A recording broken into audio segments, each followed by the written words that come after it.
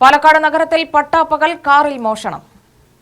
സേലത്ത് നിന്നെത്തിയ യുവതിയും യുവാവും സഞ്ചരിച്ച കാറിലാണ് മോഷണം നടന്നത്. 15,000 രൂപയും വാച്ചും വിലപിടിപ്പുള്ള മരുന്നുകളും നഷ്ടപ്പെട്ടതായി പറയുന്നു.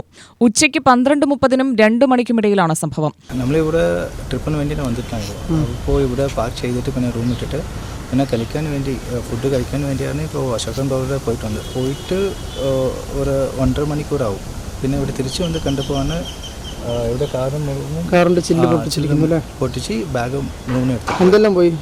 ബാഗിൻ്റെ എല്ലാം ആപ്പിൾ വാച്ച് ഉണ്ടാവും, പിന്നെ 15,000 ക്യാഷ് ഉണ്ട്, പിന്നെ ബ്ലൂടൂത്ത് ആപ്പിളിൻ്റെ ബ്ലൂടൂത്ത് ഉണ്ടാവും, പിന്നെ 15,000 ക്യാഷ്, ഏകദേശം 1.5 എല്ലാം ബാഗിലായിരുന്നു.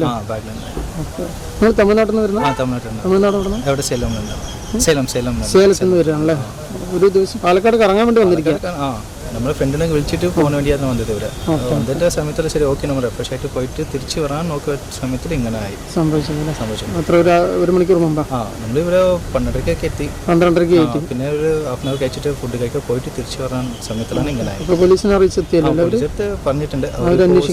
CCTV ക്യാമറ ഫുട്ടേജ് ചെക്ക് ചെയ്തുകൊണ്ടിരിക്കുന്നു ഇപ്പോൾ. പാലക്കാട് സുൽത്താൻപേട്ടയിലെ കണ്ടാത്ത് കോംപ്ലക്സിന് സമീപം നിർത്തിയിട്ട കാറിലാണ് മോഷണം. പോലീസ് എത്തി CCTV ദൃശ്യങ്ങൾ പരിശോധിച്ചു. UTV news, Palakkad.